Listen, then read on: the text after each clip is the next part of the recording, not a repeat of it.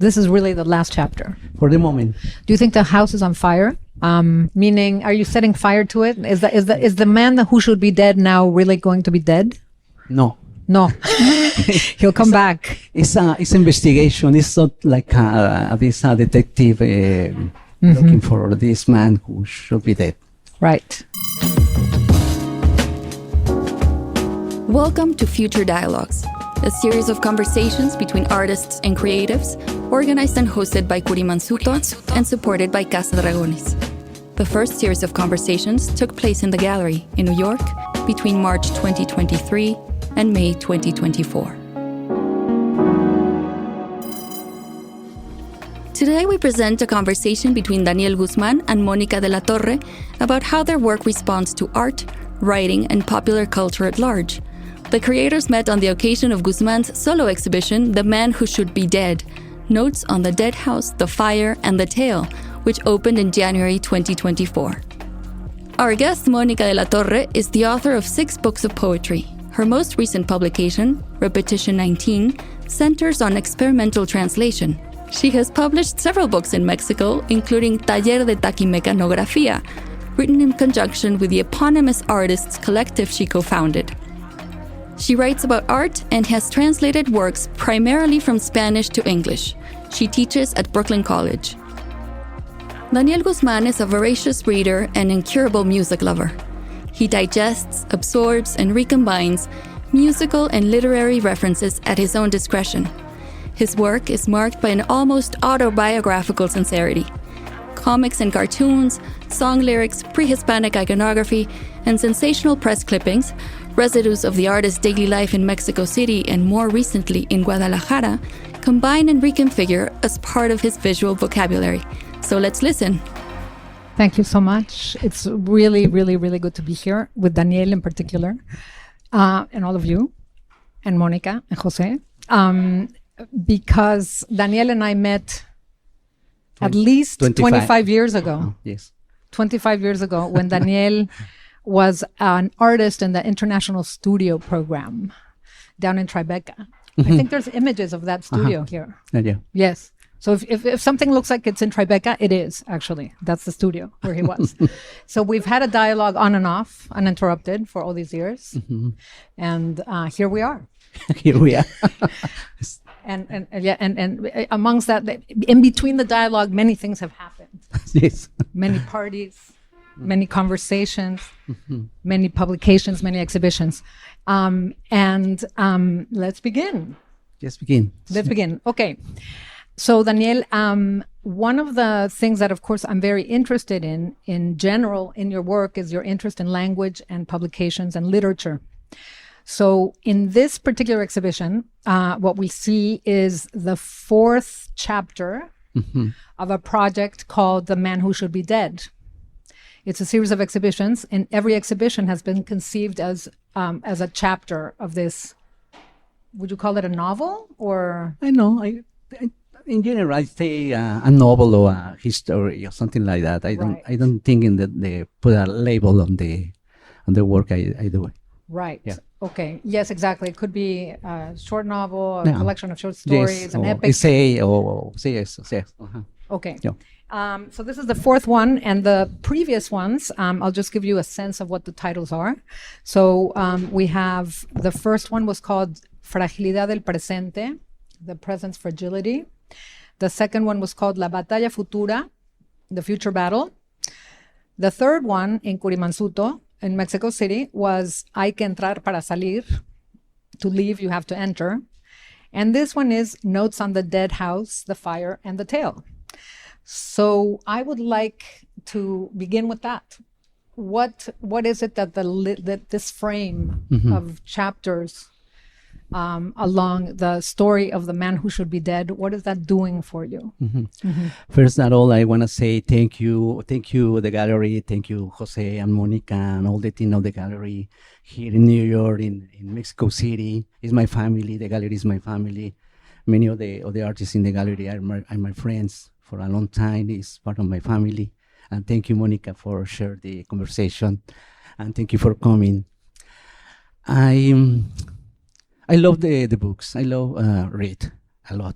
I think it's my first love was the books more than the plastic or the visual arts, because in my house, when I was a child, my father buy a lot of Mexican comics, and I see the visual, but I'm more than that is I interest in the read the comics. And when I start this series of new drawings, I start in the 2017, this series of drawings. I think in the concept frame to like a novel or like a history or short history, and knowing the graphic more in the conceptual, and that's the reason I put these subtitles in the show, the drawings in the museum in Cabañas in Guadalajara. I started with this idea more precise, it's more in this way, subtitles for the show, the drawings. And was because I have this connection with the literature all my life. That's the principal reason, I think so. Yeah. Right. Yeah. And this connection with literature shows in many different ways. I mean, of course, you riff off of comics and that tradition, tabloid magazines like La Nota Roja, but then also high literature, so we might find a quote by, I don't know, Nietzsche or Roberto Bolaño or Borges in your drawing. So that's a subject that is deeply fascinating to me, and we will get into that in a minute. But I'm very interested in the fact that this particular exhibition, or this series of exhibitions, displays this relationship to literature in the title and the subtitles, but there is no language, with a few exceptions. There's no language in these. So how did you come to this way of approaching the material, which is drawing, by the way, and we will talk about that too. These are not paintings, they're drawings, but they're uncharacteristic for you because the language is missing. Yes, it's all work. Yeah. And for me, it was a new challenge. No use the word, no to use the text, and that's the decision. It was I need to go a new challenge in my work, and in this case I don't put this text in the inside of the drawing. But in the new structures, in the water structures, you have to both sides of the pieces. In what side you have this text or some reference about the writers or whatever I use or read, and I put it in a part of these structures. But also it's for a new challenge in my work to not use the text and only images, only the color on the compositions. And what do you think? Did you feel a little uncomfortable by exploring this new approach? No, I think it's like open doors to my mind. The way I work with in the past, I take the text and the image in the same time, and I work more in this expressivity, in this emotional, and in this I don't know, it's something like emotional when I draw and I put text on the drawings. In this case, I take time and think in more completely feel in peace with me. I no use text. I no use nothing about the word, and only images, because I changed in my interior. It's like I feel I grow more older now, and I feel different. I feel in this necessity to be quiet and to be peaceful with myself. And I think it's nice to not use text in this moment. But also it's important in the title of the series. For me, this is the frame, completely frame. Right. Yeah. Right. Yeah. Of course, the man who should be dead. It's interesting because if we think about the relationship to scenes and publications, and even like this is a perfect example, right? Like you have an allusion there to Kiss, Thieves Like Us, New York Groove, Trance Area. Maybe this is a connection I'm making right now. I hadn't really thought about it much, but it makes sense to think in relationship to maturity that the text for you, one of the ways in which it worked in the past with the drawings was to signal or mark those things that you are in dialogue with. It's a form of triangulation, right? And so if you're listening to Kiss or you're listening to heavy metal, you leave a record of that experience in the drawing. And you're also marking your interests, your affinities. It's a form of leaving a trace of your elective affinities. And to let that go is to face yourself without sin el andamio, no? Without the, without the, what's the word for andamio? Scaffolding, exactly. Like, yeah. Do you think does that ring true? Maybe? I think when I used in the past all this connection with music, is because the music is another part of my love. I have this necessity to take note of this moment. When I draw, I put the phrases or the text and the drawing the same time. It's like to take note of this moment in my life, no? And in the other mediums I use in the past, it's the same. I have this necessity to go in this control of this emotional, this time of my life, and take note of that. And that's the reason I use this expressionist way to look of the old drawings, this black and white and very heavy metal or something like that. In this moment, it's okay. I let it go, and it's a new thing in my feeling. That's so interesting, because I all of a sudden realize that I do that too. Sometimes if I'm writing a poem and I don't know where to go next, or if I don't know how to end it or whatever, there's times in which I listen to music while I write, and times in which I can't listen to music at all. But once I'm listening to music and I'm in a groove, to speak of the New York groove, then all of a sudden the lyrics of the music, the lyrics of the song start speaking to me, and sometimes the answer to the question is in the lyrics. So I'll just go like, I would wish you a happy birthday, but you're evil and you lied. That's the Smiths song, and I have it in a poem about President's Day, so it makes perfect sense, because presidents lie. It was really, really good. But so if you look you could look at all those traces. So I do the same thing you do, but I didn't know it until now. Yes, using the same. Now I stop music when I work. I don't hear music no more. I prefer the silence. Yes. Wow. Yes. This or maybe different music, and I love Brian Eno music, and I use it for working. The repetition, and you can see in the new drawings there's characters and figures and symbols repeat, and this is in this repetition to try to be in this long dialogue with myself, with my feeling, the information I have, the feeling. And this is important now. I stop the lyrics.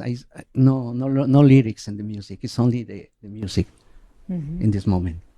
Fascinating. Yes. That I wasn't expecting either. Very, very interesting. Repetition is something that I think about a lot too. And I was thinking in terms of this particular body of work, it seems like one of the ways in which we know that you're working with narrative, even though there's really it's a very fragmented, very open-ended narrative, but one of the ways in which we know that that's at play is because you do repeat consistently. There's a consistent cast of characters that you arrive at.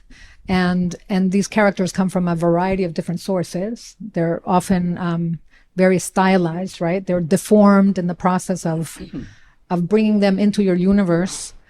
And another factor that I think is important is the relationship between repetition and that type of appropriation and drawing, right? Because drawing, there's something so provisional about drawing, so much about the thought process, about repeating, approaching something that you never quite get.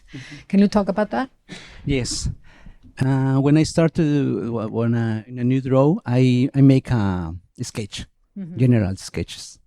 And I work in 3 to 2 different drawings in the same time, and try to be I have a clear objective in general in composition of one of the drawings, and then go to the next and try to move different things in the narrative of the drawings. But that is the last opportunity to work with this repetition, with the error, with the no good skills to construction something in the draw. And this is the last opportunity. When I put the color in that moment in the draw, I don't have maybe I have failed. I make mistakes in the draw, but it's different. For me, it's the clear opportunity to go with this the final drawing, Behind us that I have sketches and repetitions, and it's the more classical style of the people working in the art, the painters and the sculptors. They make sketches and that. But for me, it's no. Well, that's just the way I work with the new drawings. Can we talk a little bit about your characters? So there's ornamental motifs that you can see, for instance, right in that big piece there, in that wooden structure. You have the helmet and the flints. And those flints, you wouldn't. I mean, once you start noticing them, they're everywhere, and they're the tip of tecpatis, which are the stones or flints with which human sacrifices were conducted by the Aztecs. And the helmet is a variation of the morrión that was used by conquistadores, no? And that appears everywhere. Sometimes it appears as the helmet of Darth Vader. Yes. On my way here, I almost bumped into a person wearing a Darth Vader t-shirt. I was like, okay, this is gonna be good. The force is with you. The force is with you. Yes.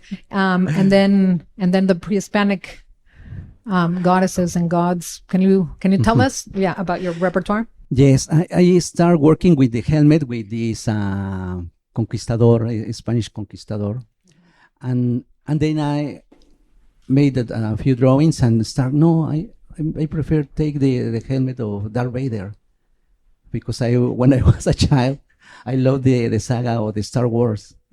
I saw it with my father in the cinemas in Mexico. My father was lover of the sagas of the films like James Bond. I very very young, and my father take me to the cinema to see the James Bond's movies.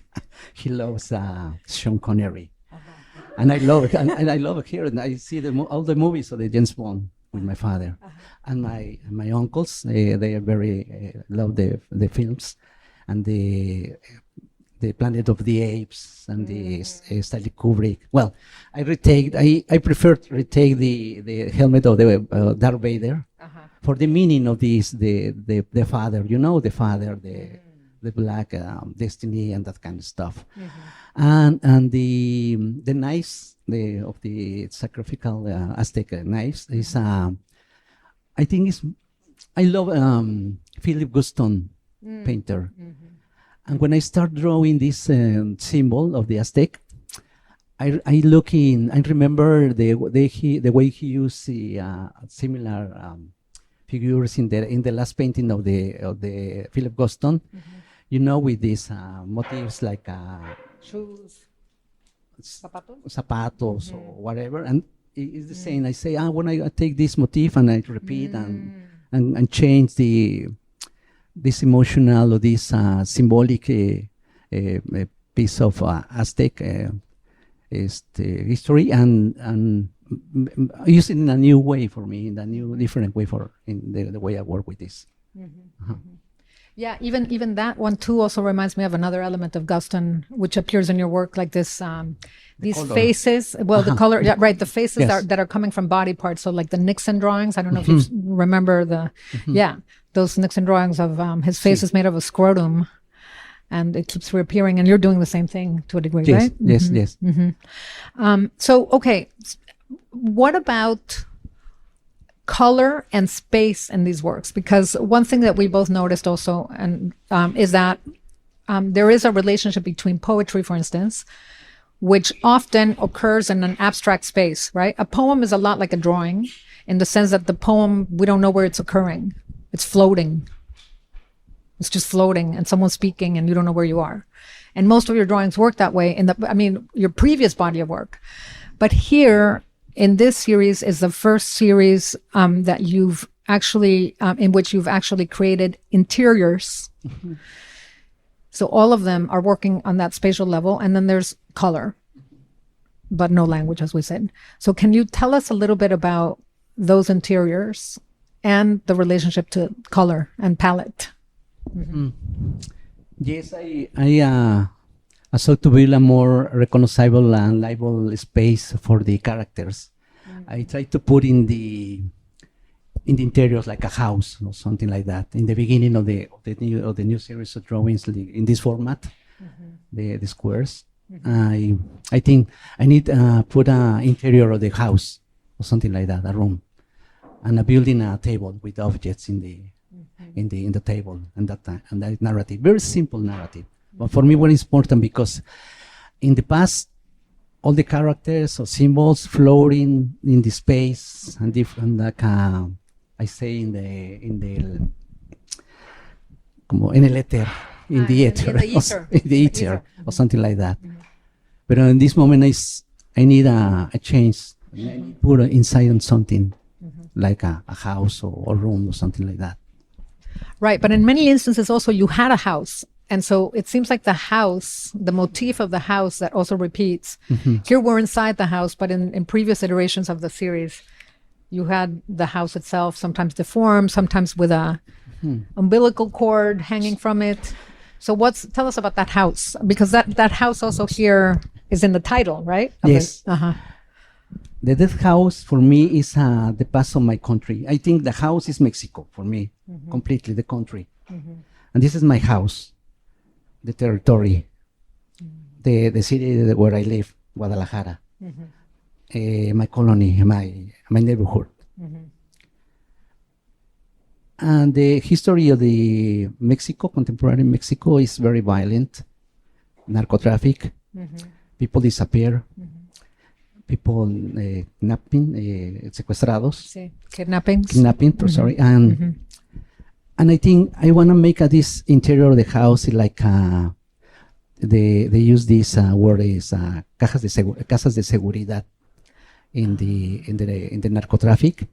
They put people in the houses, security houses, they say, because it's where the people go to torture, and donde va la gente que lo torturen o de llevan a la gente a que la torturen. Pero se protegen en la casa. Son casas de seguridad donde se guarda la droga, donde se guarda el dinero. Sí, lockbox where you would hide the things that they might be after. Sí. Symbolical, this is for me. This is this history in my head, in my emotion, to this necessity to try to build this interior with this story behind. That's the idea. The first approach to that. That's fascinating, because there seems to be some regularity to the things from the outside world that you refract into your vocabulary and into your universe, but some of it stays out. O sea, hay cosas que dejas afuera, ¿no? Mucho se refracta, se filtra, y otro se queda afuera. And how do you choose what to bring in and what to leave out? The moment. I think I work in the moment. I have all the information, all the feeling, all these sensations, and you need to take the decisions in the moment where you work. Put out something or put inside something, and for me it's a process. I see all this drawing like a long process to still working in the future. It's a process for me, a long process. Right. In this moment, it's only the end of the end of this narrative for the moment, and I think in the future maybe I change the way I work with all these issues, personal issues, and this universe. I open the door. So this is really the last chapter for the moment. Do you think the house is on fire? Meaning, are you setting fire to it? Is the man who should be dead now really going to be dead? No. He'll come back. It's investigation. It's not like this detective looking for this man who should be dead. Right. Yes, one of these men should be dead is me. It's my personal my personal inside of the work. And maybe it's something in the future. I see the face of the man who should be dead. I don't know. Right, because maybe the soul is floating somewhere and Sí. it will va a resucitar en otro cuerpo. En otra vida. En otra vida. Yes, it will come back in a different guise. Yeah, I'm looking at that painting over there with the fire. Uh-huh. It's like a volcano erupting. The volcano, yeah. And you've mentioned your interest in Dr. Atl and that reference to a volcano in Mexico, in Morelia, in the state of Morelia. It was called the Paricutin. And it first appeared out of the blue in 1943. There was a farmer who got up in the morning, went to tend to his crops, and all of a sudden a volcano had appeared. Literally, it's true. From out of the blue, like poop, there it is. And then it erupted and it became like this huge symbol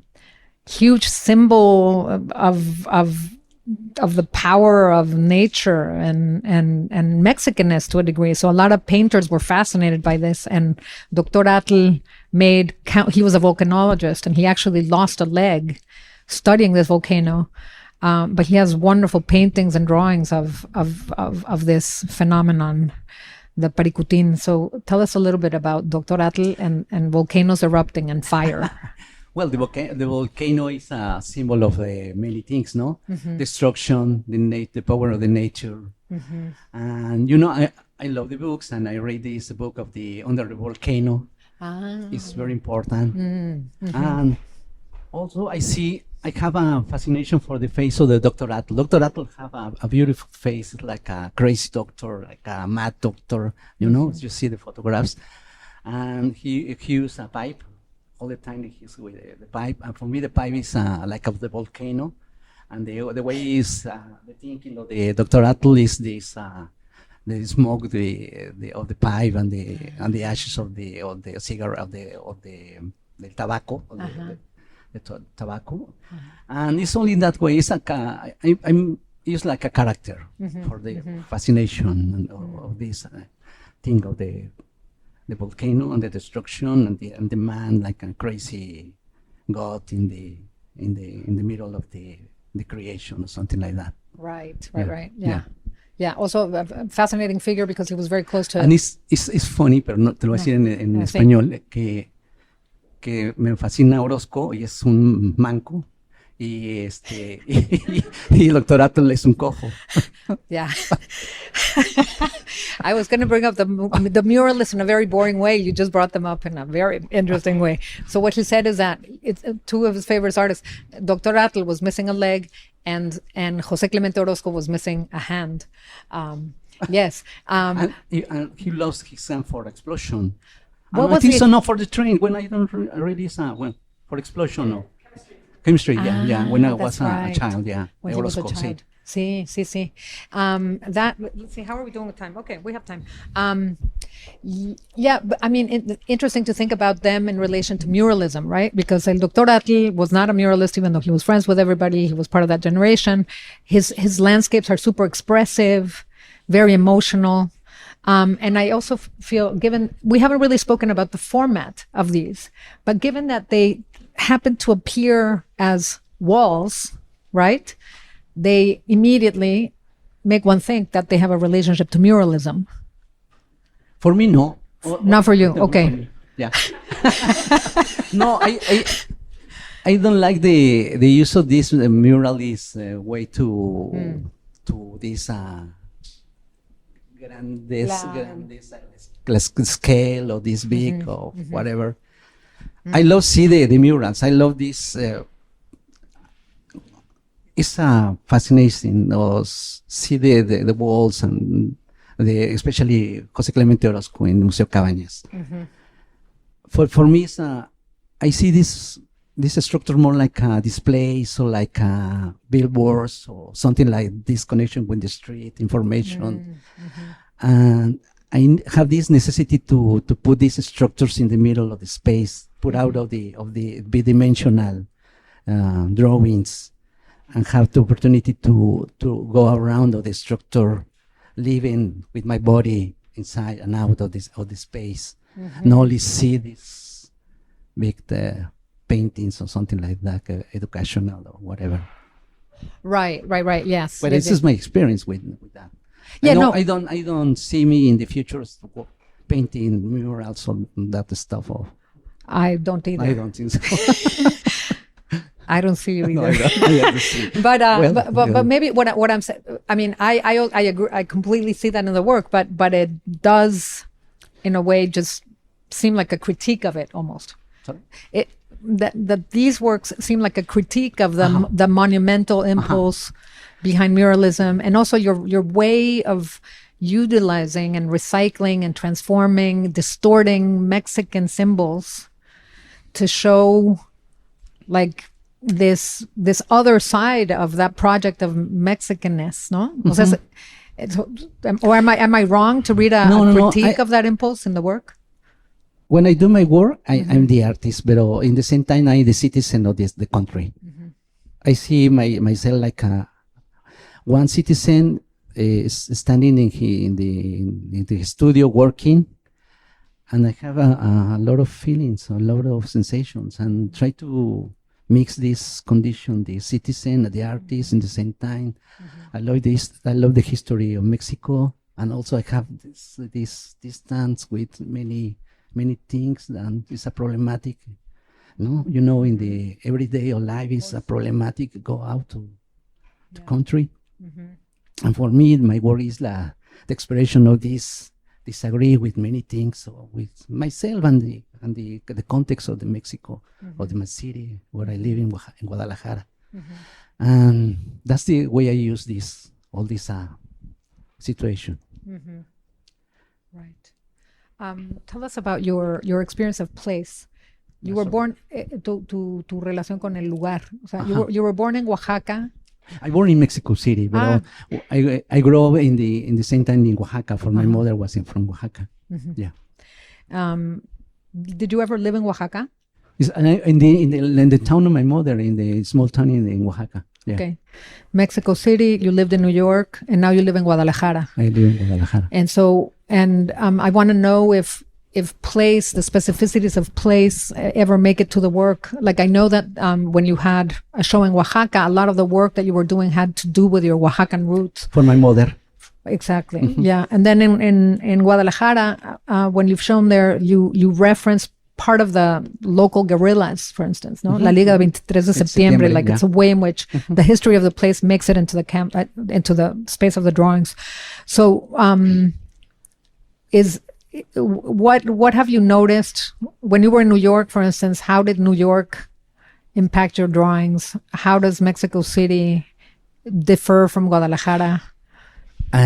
For me, when the first time I come to New York not to show my work, I had the experience to see the work of the Mike Kelly, Paul McCarthy, and for me it was completely changed my idea about the art. Not contemporary, because in that time I don't think in contemporary, whatever, in modern. For me, it was a shock, and I see the both pieces of McCarthy and Michaeli and say, "Wow, this is rock and roll. This is you can do rock and roll with this art," and I love it. And for me, that's the influence for a long time in my work. But I don't think in the context. Well, maybe you don't have this. Consciousness to when you work in a place, in a city, different city, but you change the way you use your body or the language or the food you eat or something, and all these things go directly to your work. But I love live in Mexico.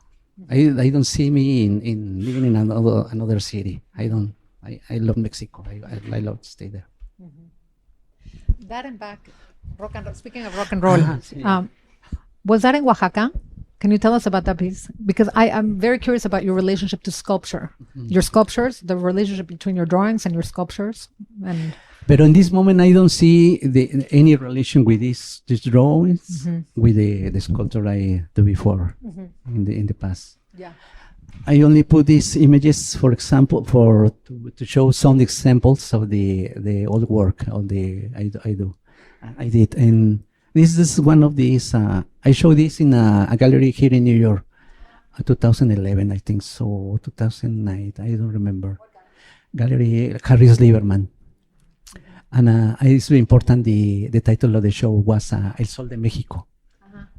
Mexican Sun, the name Mexican of a Sun. newspaper. It's like a newspaper. Yeah, and I think this maybe have relation with this very simple structure.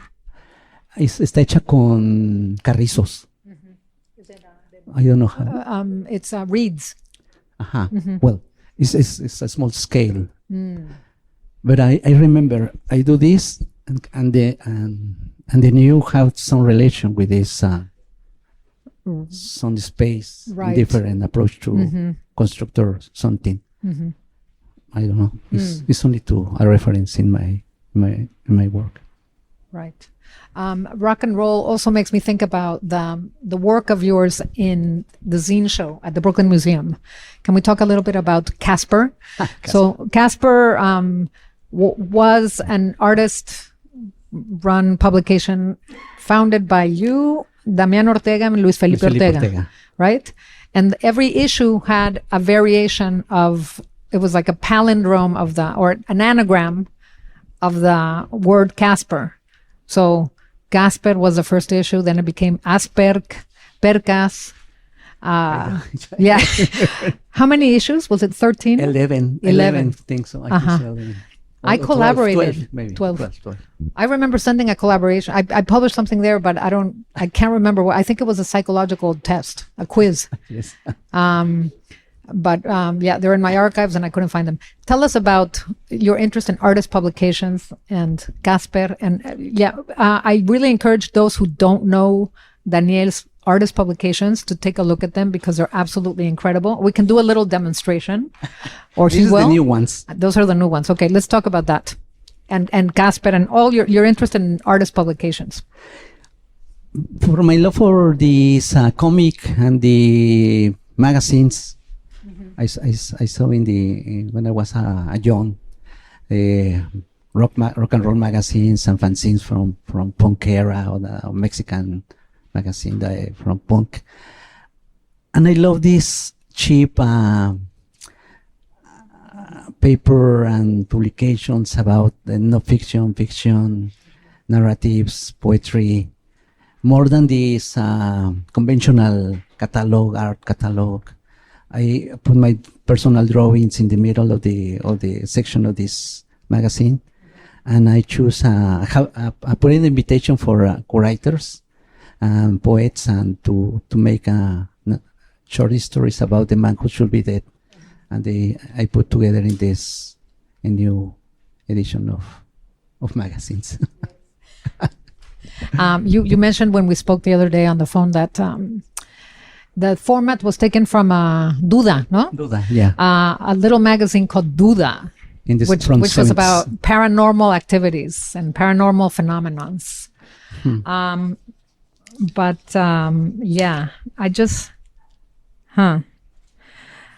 yeah. So this is one of them, and of course, like you have your drawings here with text, right? Yes. But this text here, for instance, I'm very interested in what it is. So this one begins. Nací 5 días después del golpe militar el 16 de septiembre de 1973, dice Claudia, en una especie de estallido. Es una novela from a Chilean writer. Okay. Who? In this moment is Zambra. Okay. Alejandro Zambra. Alejandro Zambra. Sí. I see. It's from Bonsai or something. Yeah, that's fascinating. I for a moment, I mean, I knew that it wasn't yours because you're not Chilean, no. But I couldn't, you totally decontextualize it and you bring it into the space of your drawing so it becomes something else. And for me, this is the parallel narrative for the drawings. This is the way I use the text and the word inside of my work, like a diary, like take notes on my book and on my notebook. And this is the way I show this record of the process of the narrative of the man who should be dead. So this occurred before the in the same time. Back and forth. Yeah. Back and forth. Cool. Okay, I'll just give you a little example of more language in Daniel's because, okay, so you find Alejandro Zambra, but for instance, in this wonderful book called Chromosome Damage, you have this drawing here. Let me see if you can see it. Does everybody see it? Okay, it's very scary. I'll just say that. And then you say, Caballero, ¿puedo proponerle mis servicios sin correr el riesgo de parecer inoportuno? And inoportuno is underlined. So, gentlemen, can I propose my services, or can I offer you my services without running the risk of seeming inopportune? Where did that come from? Albert Camus. Ah, okay. The fall. In which one? The fall, la caída. The fall. Okay, I see. And when I start the series of drawings, I reread. I reread? I read, again, the nausea and the fall and el extranjero, Albert Camus, Jean-Paul Sartre. Okay, Yeah. and you were quoting. So those are the it's just in the beginning of the Yes. series of drawing, I put phrases in the drawings. I see, and it says AC, so one wouldn't necessarily know. And do you ever write your own text? Yes, I write, but Yeah. it's not good. I don't care. I don't Not care. true. Don't No. believe a word he says. Not true. No, I learned to my friends, my artist friends, they write very good. Abraham Cruz Villegas, Eduardo Baroa, Gabriel Curi, Luis Felipe Ortega, and that's why my school. I saw these friends writing, talking about his work, and take the responsibility to be clear with what you're doing, not only the visual, all the concept, all the ideas. And for me, that's my school. Claro. And I tried in my very humble way to work in that way when I write something about my work. Right. O si alguien me pide a alguien que le escribo algo a mis amigos. Claro. That seems very consistent with your ethos, and this will be the last question I ask. So if you have questions, start thinking about them now. The very interesting relationship to skill, no? Like, I wouldn't say that your work is about de-skilling, because obviously you're a very skilled draftsman, but there's many things that you engage in that do not require skills. Like, for instance, well, you said writing, or your approach to writing as someone who responds to it, but you're not a writer. And music, Los Pellejos. Wonderful band, artist band called Los Pellejos, which unfortunately went on hiatus, right? Well, sorry. Ya dejó de existir, Sí, ¿no? ya, Los Pellejos. sí. They disbanded. Is anybody there a trained musician? No. Just one. Sí. Just one. The Who? guitarist. Sí. Great band. Yeah. Mariano Villalobos. Nacho Perales. Sí. Eduardo Baroa. Eduardo Baroa in the beginning, pero. Yeah. Right. We wanted to maybe think about give you an example of some clips of Los Pellejos, but are you on Spotify? No. Sorry, ¿qué? Que si Los Pellejos se encuentran en Spotify o en dónde? No, in the YouTube. Well, I think so in this YouTube. on Spotify. Yes, Okay. I think so. Yes, one record. Yeah, it's in video in the YouTube. The video. Wonderful. Yeah. Okay. The pellejos, all skin. I don't know what is in English. Pellejo is like hanging skin, loose skin. It's a very ugly word.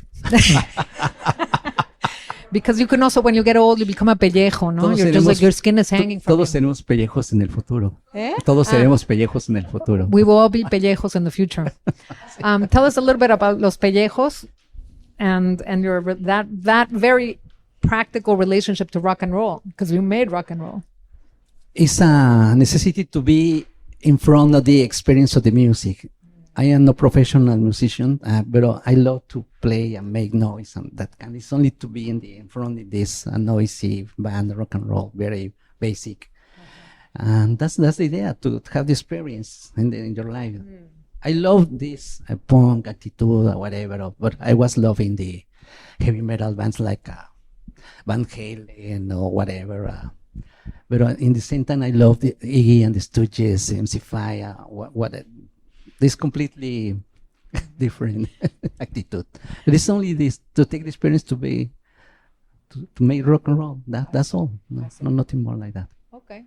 So if you probably saw a list of records that he wanted to buy, that's when you It were. was the first page. I write this list of the records when I was in the high school or maybe in the preparatoria. When you say in the preparatoria? Like in high school. I made this list of the.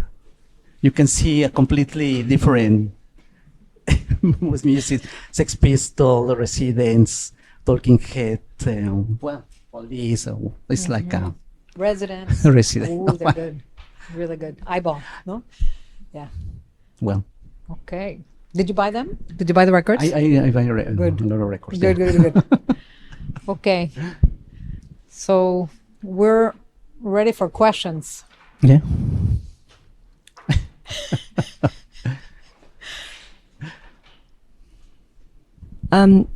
Just to ask, you take a lot of inspiration from your past and from things that you know and writers that have given you some great inspiration.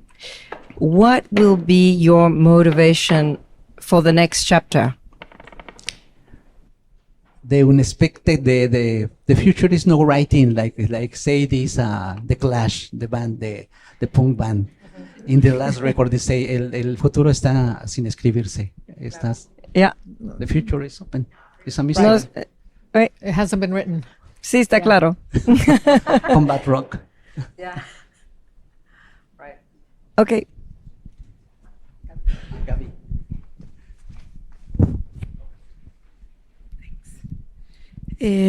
I would like to know a little more about how long take you to develop this body of work, probably particularly this chapter or the whole 4 chapters, and how do you relate your process with the idea of freedom, how you relate the drawing with the idea of freedom and your ideas. Take me, I think, 4 years when I started the drawing series. In the moment I have this opportunity to show in the Cabañas Museum, I understand all the process to this moment, before 1 year before the opening of the Cabañas, changed completely. I put the color in the front of the series, the new drawings, in that moment, and completely 4 years.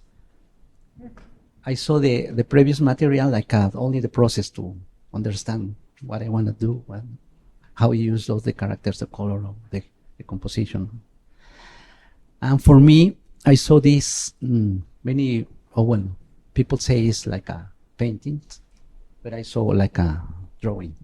For me, freedom is made drawings and painting is different. I prefer made drawings than paintings. It's only my condition, the way I feel it. I see more like a drawing. So you do freedom. You do feel more freedom as a. Mhm. Is what is it about drawing that draws you? See, I think the fragility, the immediately of this, the precarity of the. See. In the past, I used a lot of paper, very cheap, very popular. I buy it in the stocks where they buy tortillas. Claro, el papel estraza. It's like a form of craft paper, no? All these drawings in this book. Yes. Yeah, that's that paper with which they wrap tortillas and other Sí. food products. Mhm. And that's that is completely natural for me. Take this paper and make some immediately. That's the idea. Was that was the studio in Tribeca? That's the studio. Yes, was in New York in the residency. Yeah. You can see it's color. Yes, a lot of color. Yes. That's right. Yeah. There's a question over there. Why not? Why color? I know you work for a long time, but I just I mean, it's fascinated, but also why you decide to go to color when you were also with your drawings? To prove my skills, my challenge. No, it's like put a problem in front of me. They say when you put the color, it's a problematic for the construction of the narrative. For many reasons, it's like a problematic. Right. That's only because I wanna have problem in front of me. There's like it's necessity to have this opportunity to say something different with the color. That's the only idea. Interesting, because It's one of these days. you're talking about freedom, and then you're also creating problems, and that's something that very much resonates with me. It's a problem in the good way. It's like Yeah. you have a problem in the life, or the necessity to have money for living or whatever. It's like this is a real problem in the real life.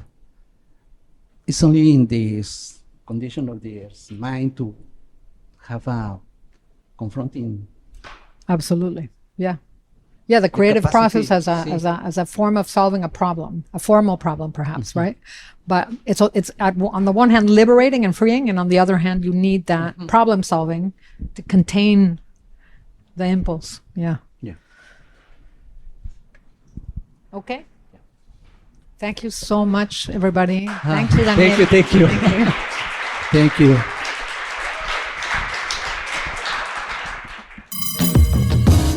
Thank you for listening to Future Dialogues.